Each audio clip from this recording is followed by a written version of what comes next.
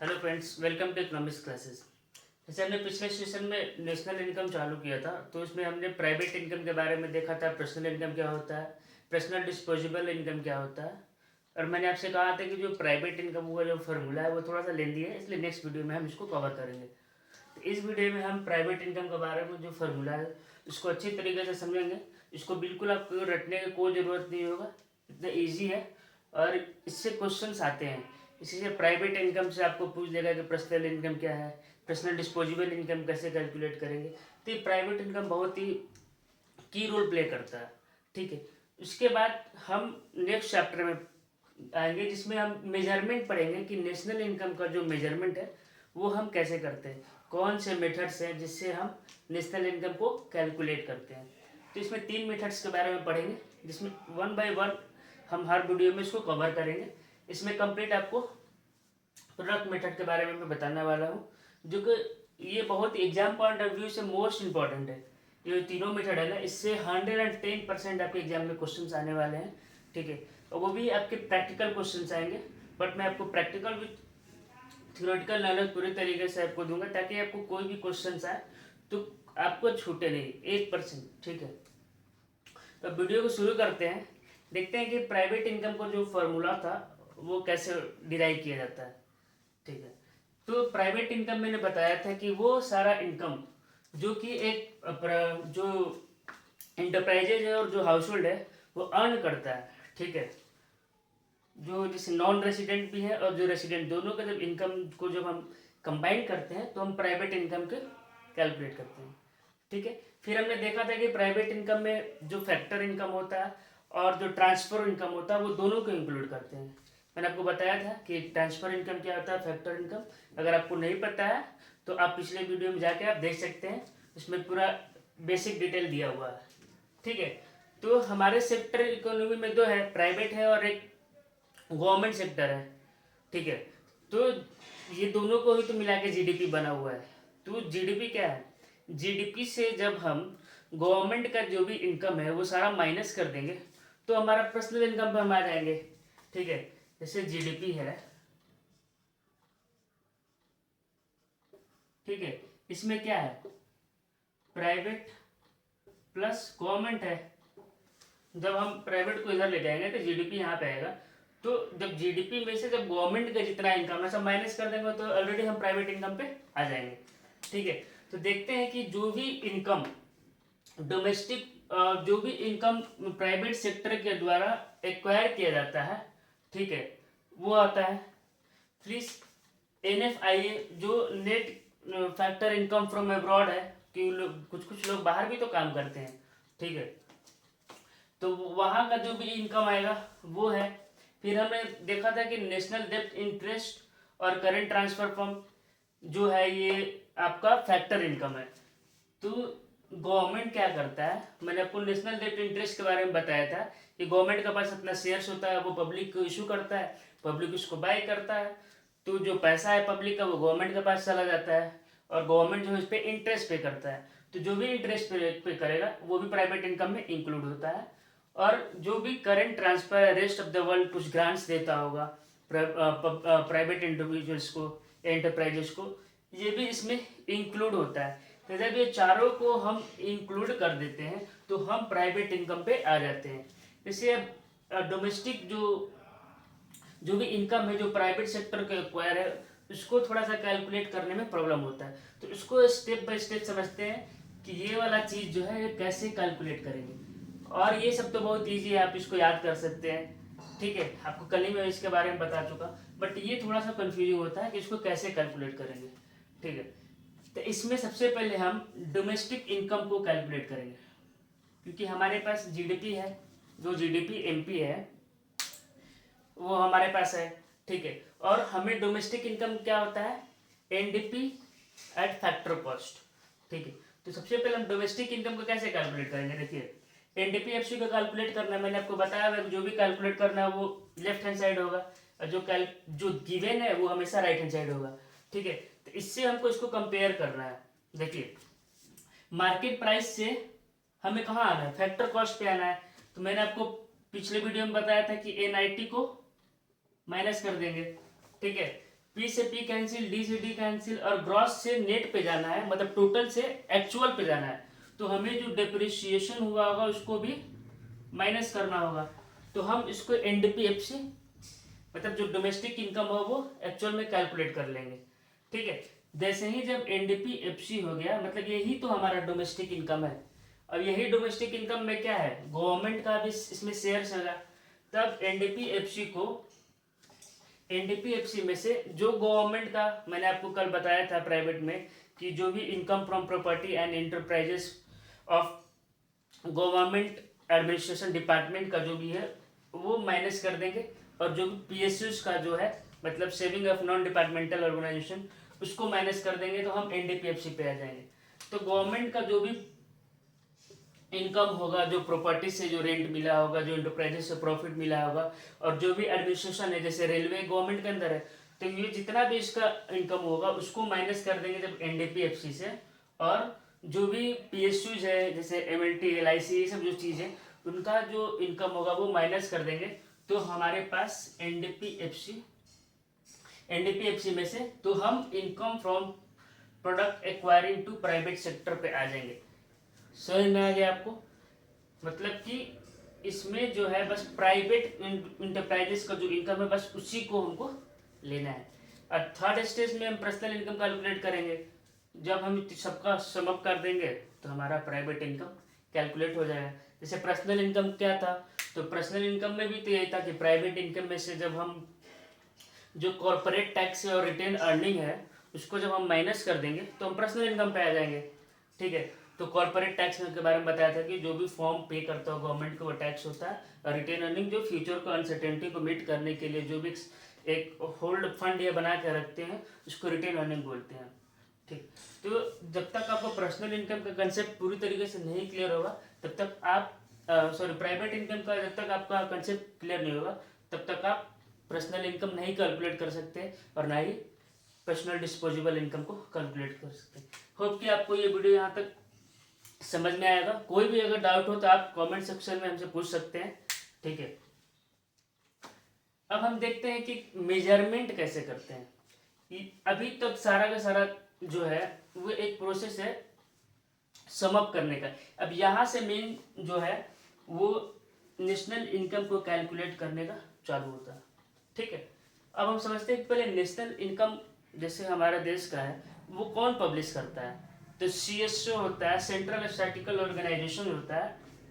ठीक है, जो मिनिस्ट्री ऑफ स्टैटिस्टिक्स के अंदर आता है वही नेशनल इनकम को कैलकुलेट करता है। अदर कॉम्पिटेटिव एग्जाम्स में पूछता है कि नेशनल इनकम कौन कैलकुलेट करता है, तो आप सीएसओ याद करिएगा, सेंट्रल स्टैटिस्टिकल ऑर्गेनाइजेशन। ठीक है, अब देखिए नेशनल इनकम को कैलकुलेट करने का 3 तरीका होता है। एक होता है प्रोडक्ट मेथड, जिसको हम दूसरा नाम वैल्यू एडेड भी बोलते हैं, और इन्वेंट्री मेथड भी बोलते हैं, और उसको नेट आउटपुट मेथड भी बोलते हैं। ठीक है, कि एक्चुअल में कितना आउटपुट आया, इसको बारे में समझेंगे। फिर होता है, देखिए ये तीनों ही मेथड क्यों आया है। ठीक है, यही 3 मेथड क्यों है। देखिए हम लोग सर्कुलर फ्लो ऑफ इनकम पढ़े हैं, तो उसमें हमने क्या पढ़ा था, 3 तरह के फेस पढ़े थे, जिसमें प्रोडक्शन पढ़ा था, कंजम्पशंस पढ़ा था, और डिस्ट्रीब्यूशंस पढ़ा था।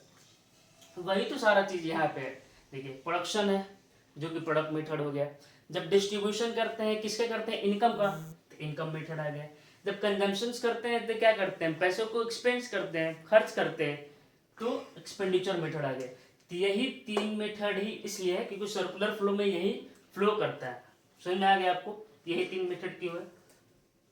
अब हम स्टार्ट करते हैं कि इसमें पूरा हम प्रोडक्ट मेथड के बारे में अच्छे तरीके से थोड़ा सा डिटेल में समझेंगे, ताकि एग्जाम पॉइंट ऑफ व्यू से आपको कोई भी चीज़ ना छूटे।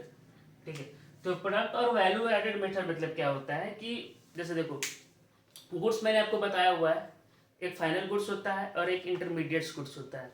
ठीक है, तो जब हम इंटरमीडिएट्स गुड्स में कोई वैल्यू को ऐड करते हैं, जो भी फॉर्म है जो इंटरमीडिएट्स गुड्स है, ठीक है, अब जैसे मान लो कि एक मोबाइल का कंपनी है, तो मोबाइल कंपनी के पास सारा चीज़ थोड़ी होता है, जो भी एसेसरीज है सारा मोबाइल कंपनी के पास तो होता नहीं है। वो अलग अलग सेलर से कुछ कुछ पार्ट को उसको खरीदता है, फिर उसको असेंबल करके मार्केट में देता है। तो जो असेंबलिंग के प्रोसेस में वो क्या कर रहा है, वैल्यू को ऐड कर रहा है। मतलब मोबाइल बनाने के करीब पहुंच रहा है। समझ में आ रहा है आपको? तो वही जैसे कि दूसरा एग्जाम्पल समझाते हैं। जैसे आपके घर मान लीजिए ब्रेड आता है, तो ब्रेड ऐसा थोड़ी है कि ब्रेड सीधे सीधे बन, उसमें भी तो इंटरमीडिएट फूड्स है, जैसे कि वीट, गेहूँ होता है, उसको अच्छे तरीके से पिसाई किया जाता है, उसके बाद ना फिर ब्रेड बनता है। तो समझ में आ रहा है? तो जो वीट है वो क्या है, इंटरमीडिएट्स कंजम्पशन है। ठीक है, तो जब भी इंटरमीडिएट्स कंजम्पशन में कोई वैल्यू ऐड होता है तो जो फॉर्म के द्वारा वही हमारा वैल्यू एडेड मेथड होता है। समझ में आ गया? हर एक स्टेज पे कुछ ना कुछ वैल्यू ऐड होता है। ठीक है, तो प्रोडक्ट मेथड को हम दूसरा नाम से भी जानते हैं, नोन एज इन्वेंट्री मेथड और नेट आउटपुट मेथड। अब मीनिंग समझते हैं कि प्रोडक्ट वैल्यू मेथड जो है वो क्या होता है, addition of the value to the raw material. Raw material क्या है, इंटरमीडिएट कंजम्पशन है। ठीक है, by a form during a production activity throughout the year. एक साल में जो भी फॉर्म के द्वारा रॉ मटेरियल में जो वैल्यू ऐड किया जाता है उसको हम वैल्यू एडेड मेथड बोलते हैं। जैसे कार बनता है तो कार एक ही बार कंपनी के पास थोड़ी पूरा मटेरियल्स होता है, वो दूसरे कंपनी से खरीदता है। ठीक है, किसी से टायर खरीदेगा, किसी के स्टेयरिंग खरीदेगा, किसी से मिरर खरीदता है। तो वो क्या कर रहा है, वो टोटल सम अप करके ही तो फाइनल गुड्स बना रहा है। तो धीरे धीरे इंटरमीडिएट स्टेज में जो वैल्यू ऐड होता है वो आपको वैल्यू एडेड मेथड होता है। होप कि आपको ये समझ में आया होगा। अब देखते हैं वैल्यू एडेड जो है उसको कैलकुलेट कैसे करते हैं। तो देखो वैल्यू एडेड को ऐसे कैलकुलेट करते हैं, value of output minus intermediate consumption. मतलब कि आपका अगर किसी चीज में चेंज देखना होता है तो आप किससे चेक करते हैं कि फाइनल रिजल्ट क्या है और पहले का रिजल्ट क्या है। दोनों को फाइनल में से पहले का माइनस करेंगे तभी तो अल्टीमेट चेंज दिखता है। तो वही यहाँ पे दिखता है कि वैल्यू एडेड कैसे हो रहा है, मतलब कि फाइनल वैल्यू ऑफ आउटपुट क्या है और इंटरमीडिएट कंजम्पशन को जब माइनस कर देते हैं तो वैल्यू एडेड हमें पता चल जाता है कि एक्चुअल में कितना वैल्यू ऐड हुआ। ठीक है, वैल्यू ऑफ आउटपुट को हम सेल्स के नाम से भी जानते हैं। जब भी आपको अगर क्वेश्चंस में सेल्स दिया हो, लेकिन मैं आपको एक चीज और बताना भूल गया। देखिए इंटरमीडिएट कंजम्पशन, क्वेश्चन में कभी कभार इंटरमीडिएट कंजम्पशन दिया रहता है, कभी कभार दिया रहता है कि purchase of raw material in domestic. Domestic जब वर्ड आ गया तो इसका मतलब क्या है कि जो भी चीज़ हम खरीदे हैं वो हम अभी अपने देश के अंदर ही खरीदे हैं, बाहर से कुछ नहीं खरीदे हैं। तो उस केस में जो है इंपोर्ट को हम ऐड करते हैं, क्योंकि हमें तो सारा जो बाहर से भी जो ट्रांजेक्शन हो रहा है और जो विदिन जो देश में हो रहा है वो दोनों का ऐड करते हैं तभी तो नेशनल इनकम पे हम आते हैं। तो इसलिए जब भी यहाँ अगर इंटरमीडिएट कंजम्पशन दे दिया तो आपको इंपोर्ट क्वेश्चन में दिया भी रहेगा तो आप इसको इंक्लूड नहीं करेंगे। जब भी अगर डोमेस्टिक फॉर्म का वर्ड अगर दे दिया तब उस केस में आप इंपोर्ट को यूज करेंगे ताकि आपका इंटरमीडिएट कंजम्पशन कैलकुलेट हो पाए। ठीक है, इस पॉइंट को आप याद रखिएगा। अब देखते हैं कि जो वैल्यू जो भी डिफरेंशिएट होता है वैल्यू ऑफ आउटपुट और इंटरमीडिएट कंजम्पशंस। सपोज कि कोई ब्रेड 700 रुपये में, मान लो कोई ब्रेड है, ठीक है, सपोज करो कि कार है, अगर वो 7 लाख रुपए में टोटल हम उसको सेल कर रहे हैं, बट बनाने में उसको 6 लाख रुपए लगा, तो जो 1 लाख रुपये है वो हमारा क्या है, ग्रॉस वैल्यू एडेड। ठीक है, 7 लाख का चीज था, 6 लाख का चीज था बनाने में, लेकिन 7 लाख में हम उसको बेचे हैं, तो फाइनल माइनस इनिशियल, तो जो चेंज आएगा उसको हम ग्रॉस वैल्यू एडेड बोलते हैं। और जो ग्रॉस वैल्यू एडेड होता है वही हमारा जीडीपी होता है। ठीक है, तो ग्रॉस वैल्यू जो एडेड होता है वही हमारा जीडीपी होता है। इसी को कैलकुलेट करते हैं हम, ना 7 लाख करेंगे ना ही 6 लाख करेंगे। जो वैल्यू ऐड होता है, एडिशनल वैल्यू जो ऐड होता है वही तो लिखा हुआ है वैल्यू एडेड। तो जो एडिशनल वैल्यू ऐड होता है वो सर्कुलर फॉर्म में घूमेगा, तो वही हमारा नेशनल इनकम में कैलकुलेट होता है। ठीक है, वैल्यू ऑफ आउटपुट को हम सेल्स के नाम से भी जानते हैं। अब एक कंसेप्ट यहाँ पर समझ लीजिए, जैसे वैल्यू ऑफ आउटपुट में जब सेल्स दिया रहेगा, ठीक है, तो सेल्स मतलब क्या हुआ, हम अपने देश में भी बेच रहे हैं और बाहर एक्सपोर्ट भी कर रहे हैं, वो दोनों का इंक्लूड है, ठीक है। तब उस केस में अगर आपको एक्सपोर्ट अलग से क्वेश्चंस में दिए रहेंगे तो आप इसको इंक्लूड नहीं करेंगे। सेल्स जब दिया रहेगा तो आपको एक्सपोर्ट को यूज नहीं करना है। अगर सेल्स ना देके डोमेस्टिक वर्ड यूज कर दिया तो हम उस केस में एक्सपोर्ट को ऐड करेंगे। ये थोड़ा सा छोटा पॉइंट है, बहुत बहुत ही इंपॉर्टेंट है, क्वेश्चन में हमेशा देता है और आप बच्चे बहुत सारे कंफ्यूज हो जाते हैं। तो जब भी वैल्यू ऑफ आउटपुट सेल्स दिया रहेगा तो हम एक्सपोर्ट को नहीं लेंगे, अगर सेल्स की जगह पर कुछ और दिया रहेगा तब एक्सपोर्ट को हम लेंगे, ठीक है। तो जो वैल्यू ऑफ आउटपुट है वो क्या होता है, market value of all goods and services produce during 1 year, इसी को वैल्यू ऑफ आउटपुट बोलते हैं। होप क्या आपको समझ में आया। अब वैल्यू ऑफ आउटपुट को कैसे कैलकुलेट करेंगे, मान लो ये तो पूरा है, वैल्यू एडेड मेथड में यही तो कैलकुलेट करना है, बट जो वैल्यू ऑफ आउटपुट है उसको कैसे कैलकुलेट करते हैं, सेल्स को लेते हैं, ठीक है, प्लस जो भी चेंज इन स्टॉक, स्टॉक का चेंज मतलब जो भी फाइनल स्टॉक है, ठीक है, और जो इनिशियल था, मान लो इनिशियल 600 आया था, ठीक है, और अभी स्टॉक आते आते फिर लास्ट में 1000 बच गया, तो दोनों को जब माइनस करेंगे तो चेंजिंग मतलब कि opening closing stock minus opening stock equal to changing stock, ठीक है। तो वैल्यू ऑफ आउटपुट को कैलकुलेट करेंगे सेल्स प्लस चेंजिंग स्टॉक, ठीक है। अब देखते हैं कि प्रोडक्ट मेथड के थ्रू कैसे हम जो है वो नेशनल इनकम कैलकुलेट करेंगे।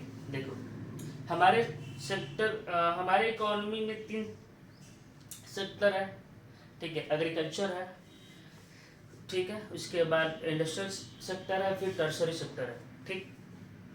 यही तो 3 प्रोड्यूसिंग यूनिट है जो एक किसी भी देश के अंदर होता है। तो जो भी सबसे पहले हम आइडेंटिफाई करेंगे अपना जो प्रोड्यूसिंग यूनिट्स है, ठीक है। तो क्या है GVAMP का मतलब बता ही दिया था आपको कि ग्रॉस वैल्यू एडेड, वही GDP होता है। तो जो भी GDP है प्राइवेट सेक्टर का उसको लेंगे, सेकेंडरी सेक्टर का लेंगे और टर्सरी सेक्टर का लेंगे। ये क्वेश्चंस में एज इट इज दिया रहता है, ठीक है। तो ये जब तीनों को जब हम इंक्लूड करते हैं तो हमारा क्या आता है, GDP-MP आता है, ठीक है। GDP-MP आ जाएगा। अब देखो, और हमें पता है कि ये एक छोटा लेवल पे हो गया, अब हम अपने डोमेस्टिक इनकम पे आना होगा, ठीक है। तो डोमेस्टिक इनकम क्या होता है, NDP-FC होता है, ठीक है। जब GDP आप कैलकुलेट कर लिए तो NDP आप कैलकुलेट कर लोगे, क्योंकि NDP जो है जिसको निकालना है वो लेफ्ट हैंड साइड होगा और GDP हमें दिया हुआ है, ठीक है। तो GDP यहाँ पे दिया हुआ है, MP से FC पे जाना है, मार्केट प्राइस से फैक्टर कॉस्ट पे जाना है, तो हमें NIT को माइनस करेंगे, मतलब नेट इनडायरेक्ट टैक्सेस को माइनस करेंगे। इसका मतलब कि इनडायरेक्ट टैक्सेस माइनस सब्सिडीज, ठीक है।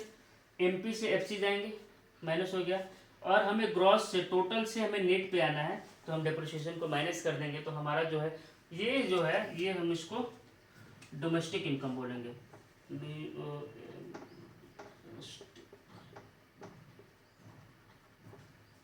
और नेशनल इनकम क्या होता है, NNP-FC, net national product at factor cost. जब हमें NNP-FC निकालना है, हम अभी निकाले हैं क्या, डोमेस्टिक निकाल लिए हैं, अब डोमेस्टिक तक पहुंच गए, अब नेशन तक पहुंचना है। नेशन मतलब कि जो बाहर से आ रहा है उसको बस इंक्लूड करना है, तो जो बाहर से आता है उसको क्या बोलते हैं, NFI है, net factor income from abroad. Net factor income from abroad मतलब क्या होता है, फीफा माइनस फीफा। फीफा मतलब फैक्टर इनकम फ्रॉम एब्रॉड और factor income paid to abroad. तो जब बाहर से ज़्यादा मिलेगा और हम कम बाहर पे करेंगे, उसका जो डिफरेंस होता है वो NFIO होता है। तो यहाँ पे वो NFIO को इंक्लूड कर देंगे और हम इस तरीके से थ्रू प्रोडक्ट मेथड हम नेशनल इनकम कैलकुलेट करेंगे। कुछ नहीं है, तीनों सेक्टर इकोनॉमी का ऐड करेंगे, GDP-MP आएगा। GDP-MP और हमें जो है डोमेस्टिक इनकम कैलकुलेट करना होगा। पहले डोमेस्टिक इनकम को क्या बोलेंगे, NDP-FC। तो GDP-MP से हम ये फार्मूलाज आपको याद करने की ज़रूरत नहीं है, आपको मैंने बता चुका है कैसे कैलकुलेट करते हैं। फिर नेशनल इनकम क्या होता है, NNP-FC, उसको NDP-FC से कैलकुलेट कर लेंगे नेशनल इनकम, ठीक है। देखिए ये जो चीज़ है ना, ये थ्रू आउट तो तीनों मेथड में सेम रहेगा। एनडीपीएफसी पहले कैलकुलेट करेंगे, फिर नेशनल इनकम, मतलब डोमेस्टिक तब नेशनल। ये होप कि आपको ये समझ में आया होगा, और इसी तरह मैं आपको बताते रहूँगा।